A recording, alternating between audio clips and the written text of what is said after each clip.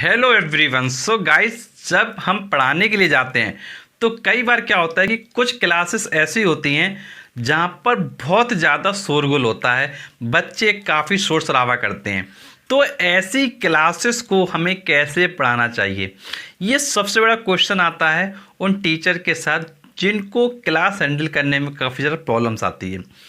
तो इस वीडियो में हम आपके साथ सारे वो पॉइंट डिस्कस करने वाले हैं जिसमें एक शोरगुल क्लास को आप क्या है पूरी तरीके से कंट्रोल कर ले जाएंगे। तो चलिए हम अपना वीडियो स्टार्ट करते हैं, सारे पॉइंट को डिस्कस करते हैं।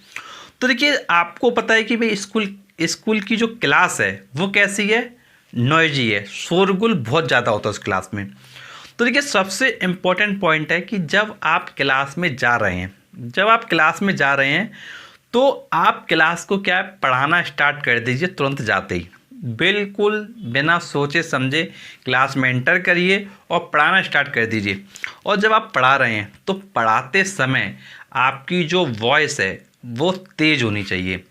ये नहीं कि भाई तुम बिल्कुल धीरे धीरे बोल रहे हो, तुम्हारी आवाज़ बच्चों की आवाज़ के बीच में क्या दब गई है, तो फिर चीज़ें नहीं चल पाएंगी। बिल्कुल क्लास में खड़े हो, एज अ स्ट्रिक्ट टीचर तेज़ तेज़ बोल के पढ़ाओ, इतना तेज़ बोलो कि भाई बच्चे अगर शोर भी मचाएं अपने आप शांत हो जाएं। फिर जब आप पढ़ाओ, अगर क्लास में आपको लग रहा है कि भाई शांत माहौल नहीं आ रहा है, अगर आपको लग रहा है कि भाई शांत माहौल नहीं आ रहा है फिर भी, तो आप पहले पढ़ाते जाइए 2-3 मिनट तक, 5 मिनट तक आप पढ़ाइए कॉन्टिन्यूअस। आपको लगता है कि भाई बच्चे फिर भी कुछ ऐसे हैं जो शोर शराबा कर रहे हैं, तो आप क्या करिए, जहाँ बच्चे शोर शराबा कर रहे हैं आप उसी तरफ क्या है पढ़ाते हुए जाइए। अगर बच्चे ठीक होंगे तो शरारत करना क्या है बंद कर देंगे। अगर दुष्ट प्रवृत्ति टाइप के बच्चे होंगे तो भाई क्या होगा, उस जगह आप क्या है उस बच्चे को खड़ा करो और उससे पूछो कि बेटा क्या बताया मैंने, बेटा पहले जो आपको डेफिनेशन था बताइए ज़रा। अब ऑब्वियस सी बात है कि भाई वो बच्चा नहीं बता पाएगा क्योंकि वो तो भाई नालायकी कर रहा है। जब नालायकी कर रहा है तो उस जगह आप क्या है उसको पनिशमेंट दे सकते हैं। तो वो पनिशमेंट आपको डिसाइड करना है कि भाई आपको कैसे पनिशमेंट देना है। अब उसको आप क्लास के बाहर निकाल सकते हैं, या उसके पेरेंट्स को उसी समय कॉल लगा सकते हैं, या डायरी पे नोट लगा सकते हैं।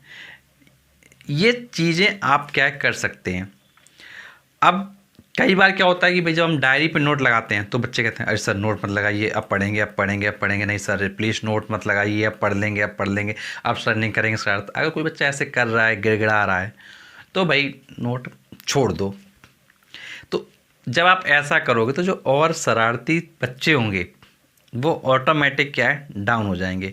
वो कहेंगे अरे ये सर तो मम्मी पापा को बुलाएंगे। तो भाई जो बच्चे होते हैं वो टीचर से डरे या ना डरें, लेकिन अपने घर वालों से ज़रूर डरते हैं, क्योंकि उनको पता है कि भैया उनके घर वाले उनको क्या है कहीं ना कहीं दो चार थापड़ ज़रूर मारेंगे।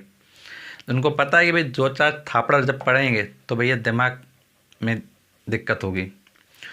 तो इसलिए आपको क्या करना है, आपको वो तरीके अपनाने हैं जिससे बच्चे का थोड़ा डाउन हो जाए।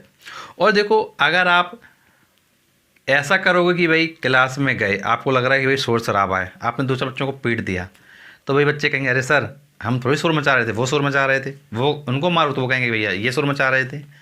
तो मतलब हर बच्चा एक दूसरे की तरफ क्या है पॉइंट करता रहेगा। तो क्लास में जाते ही मारना क्या है उपाय नहीं है, क्योंकि आप मार दोगे 2-4 बच्चों को तो फिर क्या होगा, वो बच्चा कहेगा सर इनकी गलती थी, वो बच्चा कहेगा सर उनकी गलती थी, तीसरा बच्चा कहेगा सर उनकी गलती थी। तो इस तरीके से क्या है क्लास और ज़्यादा डिस्टर्ब हो जाएगी।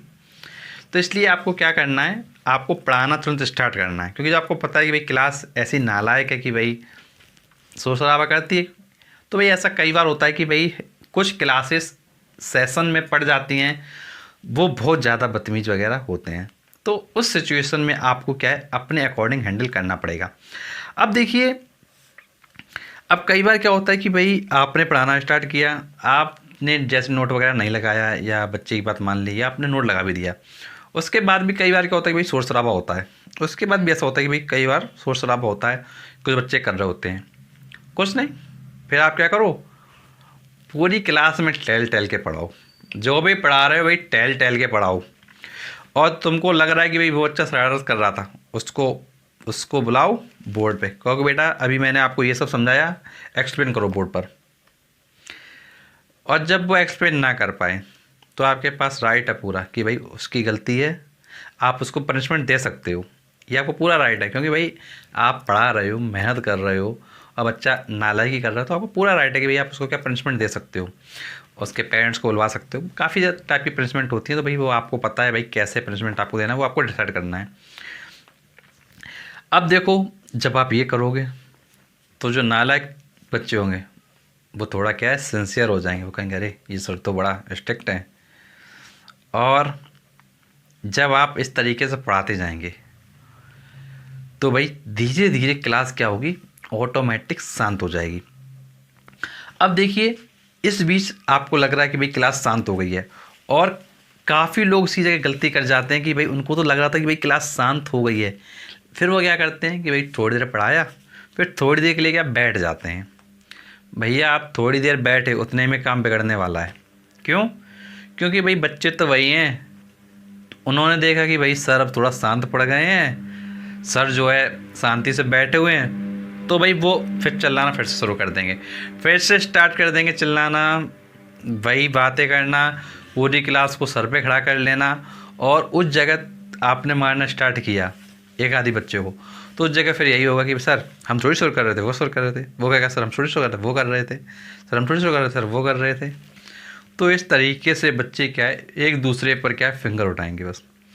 और उस जगह आप भाई कितने बच्चों को पिटाई करोगे भाई। जब देखो सिचुएशन कई बार क्या होता है कि भाई लगती है कि भाई पिटाई करना चाहिए, और गुस्से में कई बार टीचर कर भी देते हैं पिटाई। तो लेकिन देखो ये बात ये सोचनी है कि भाई पिटाई से कैसे काम चल जाएगा। क्योंकि देखो एक दिन आप पिटाई कर दोगे, 2 दिन कर दोगे, तीसरे दिन कर दोगे, भाई बच्चा मान लो खा भी लेगा। और कुछ बच्चे ऐसे होंगे कि भाई जो आपसे जिद कर जाएंगे कि भाई हमें कैसे मारा, हमें क्यों मारा, ऐसे आपसे जिद कर जाएंगे, तो आपको और गुस्सा आएगा, फिर आप और मारोगे उसको। तो भाई उस जगह क्या है, आपको पेशेंस के साथ देखना है कि भाई हम कैसे क्या करें कि चीज़ें ऑटोमेटिक मैनेज हो जाएं। तो देखो, जब आप बच्चे को पढ़ा रहे हो और पढ़ाई ना करने पर पनिशमेंट दोगे, तो भाई आप भी क्लास में कह सकते हो कि ये बच्चा क्या है, वर्क नहीं कर रहा है, या ये वर्क नहीं कर रहा है, या उसके पेरेंट्स की तरफ से कोई शिकायत आती है, तो आप बता सकते हो कि भाई ये बच्चा आपका ये काम नहीं करता है, डेली यही करता है। डेली आप नोट लगाइए। अगर कोई क्लास ऐसी है कि जो रोज़ नालायकी करती है, कोई दिक्कत की बात नहीं, आप डेली उनकी डायरी नोट लगाइए। अब काफ़ी जगह ये भी होगा कि भाई बच्चे क्या है, डायरी का नोट फाड़ देते हैं। अगर ऐसा हो रहा है तो आप एक कॉपी बनाइए, आप अपने पास के कॉपी बनाइए, उसमें डेली लिखिए किस किस बच्चे ने वर्क नहीं किया, क्या मिस्टेक करी, और उनके पेरेंट्स को हर 7 दिन में बुलाइए। हर 7 दिन में स्कूल बुलाइए। एवरी वीक में एक बार पेरेंट्स को स्कूल बुलाइए, पेरेंट्स का नंबर लीजिए, कॉल करिए कि भाई आपका बच्चा पढ़ नहीं रहा है, काफ़ी परफॉर्मेंस वीक हो गई है, और बताइए पेरेंट्स को। जब आप कॉल करोगे ना बार बार पेरेंट्स को, तो पेरेंट्स कहीं ना कहीं अपने बच्चे का जो दिमाग है, जो बिगड़ा हुआ है, वो सही करेगा। और भाई अगर पेरेंट्स भी लापरवाही बरतेगा, तो भाई उसके लिए देखिए आप कुछ नहीं कर सकते हैं। देखिए ज़्यादातर पेरेंट्स तो क्या अपने बच्चे को समझा देते हैं, लेकिन कुछ पेरेंट्स क्या है, लापरवाही बरतते हैं। देखिए कुछ पेरेंट्स लापरवाही बरत रहे हैं, तो भाई उनको फिर आपको क्या हैंडल करना पड़ेगा। देखिए मोस्टली पेरेंट्स का तो भाई यही क्या है कि भाई वो अपने बच्चे को समझाएंगे, आपकी बात को सुनेंगे, और क्योंकि आपको पता है कि भाई आप उनके बच्चे का फ्यूचर बना रहे हो, तो भाई वो आपकी बात को प्रायोरिटी देंगे। ऐसा नहीं कि भाई वो सिर्फ अपने बच्चे की बात को प्रायोरिटी देंगे। अगर कोई पेरेंट्स ऐसा आ गया कि भाई वो बच्चे को बहुत ज़्यादा प्रायोरिटी दे रहा है, तो भाई कह दो पेरेंट्स से, तो सर ठीक है, जैसा होगा आगे फ्यूचर में इनकी लाइफ में, तो उसके रिस्पॉन्सिबल तो आप ही होंगे।